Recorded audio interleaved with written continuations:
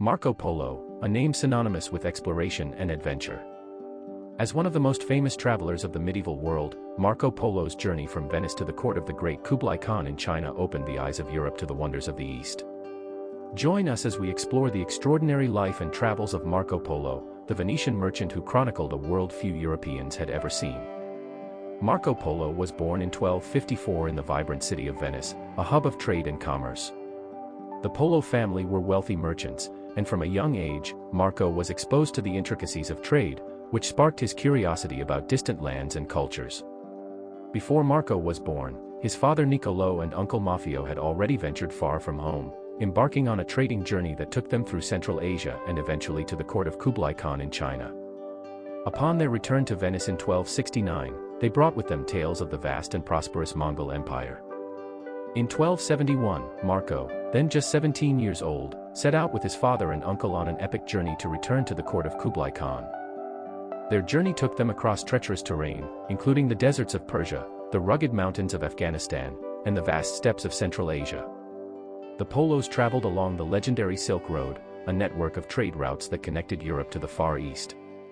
Along the way, Marco encountered a myriad of cultures, religions, and landscapes, each more exotic and fascinating than the last. After 3 arduous years, the Polos finally reached the court of Kublai Khan in Xanadu, the summer capital of the Mongol Empire.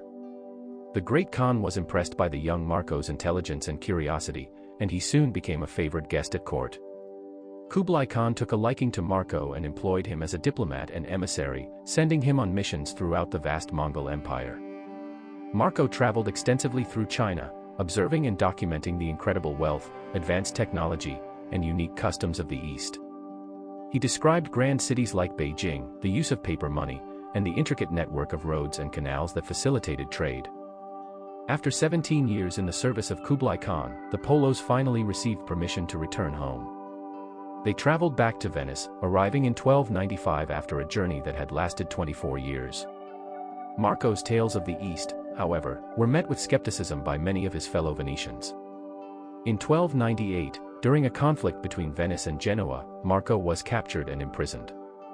While in prison, he dictated the story of his travels to a fellow inmate, Rustichello da Pisa. The resulting manuscript, known as The Travels of Marco Polo, became one of the most famous travel accounts in history, offering Europeans a detailed glimpse into the wonders of the Far East.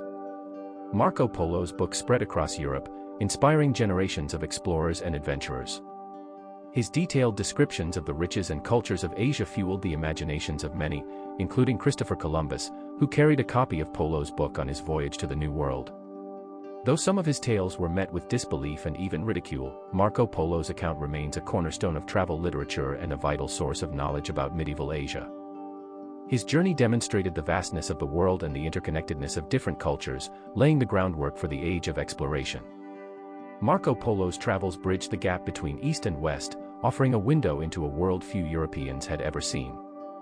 His story is one of adventure, curiosity, and the relentless pursuit of knowledge, making him one of history's most legendary explorers. If you enjoyed this exploration of Marco Polo's life and legacy, be sure to subscribe and hit the bell icon for more deep dives into history's most influential figures. Who would you like to learn about next? Share your thoughts in the comments, and we'll see you in the next video.